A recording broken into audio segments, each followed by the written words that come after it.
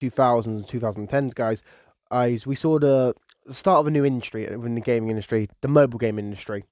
These companies that were spawned out of nowhere were mostly indie studios that wanted to develop their own IPs, own games, and thought they could capture a place of the market that many other established game companies who had existed for decades in the console and PC landscapes hadn't yet thought about.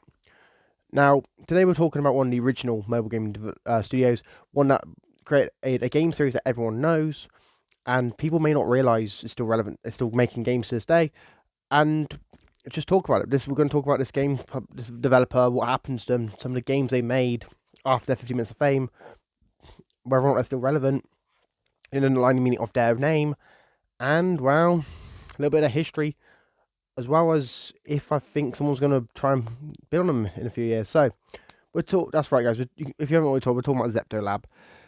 Zeptolab is the developers of the Cut the Rope franchise. It was founded by two brothers, and it's a privately held company. So let's have a look at some of the games and discuss whether or not about Zeptolab. So for those who don't know, Zeptolab is obviously most notable for its Cut the Rope franchise. If you look here, you've got a list of all the games they made. You got, we'll start with the easiest one, Cut the Rope. Cut the Rope being obviously the original classic game that we all grew up playing. Obviously, it's a game where you've got to cut a rope and try and land the sweet in the mouth. It got over 500 million downloads during its heyday, which is pretty insane. Obviously, you can see here you've got other Cut the Rope games, Cut the Rope Time Travel, Cut the Rope Experiments, Cut the Rope 2, which was released in 2013. You also have spin-offs to it like Omnom Merge, Omnom Run. But besides those games, did Zeptolab have any other hits after they kind of ceased making games in the Cut the Rope / Omnom franchise? Wow. If you go to here, Cats, Crash Arena Turbo Stars, this is a hugely popular game, and it's got tens of millions of downloads. If you go on the you go on the Android app, you'll see it's got like 50 million downloads, which is pretty incredible. Obviously, you got games like King of Thieves, which it's a good little platforming game. Nice little trailer. It's pretty fun as well. And if you go through the rest of the library, they've got some pretty interesting stuff as well.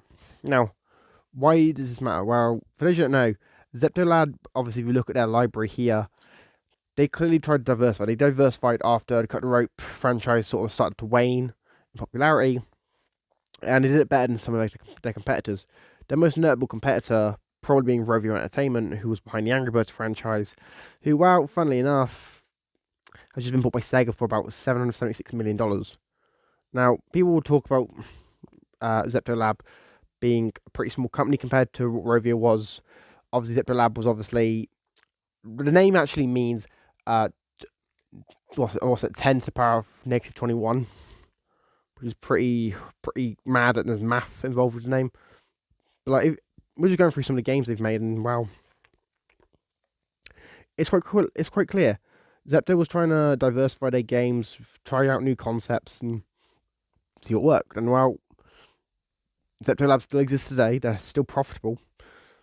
They've got some interesting ideas and interesting games here as well. So, what happened? Well, Zeptolab's sort of seen as a second thought in gaming now because they aren't a major game publisher.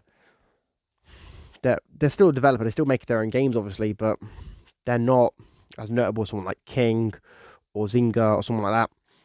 But they still exist. They're still fighting, and they're still making great games.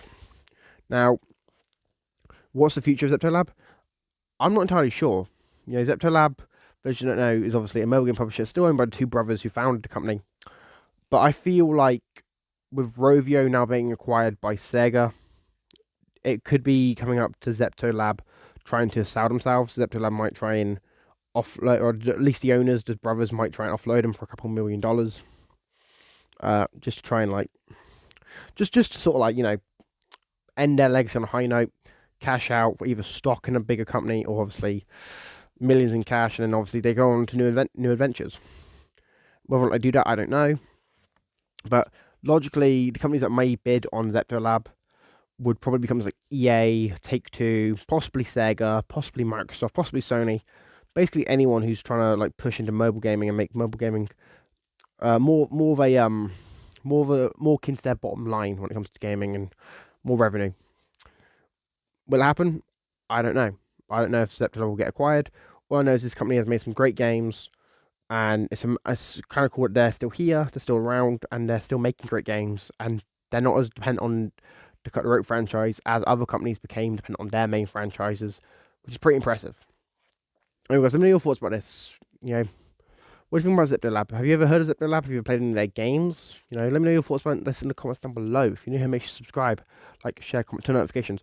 I've been Ethan, and I'm signing out. Peace.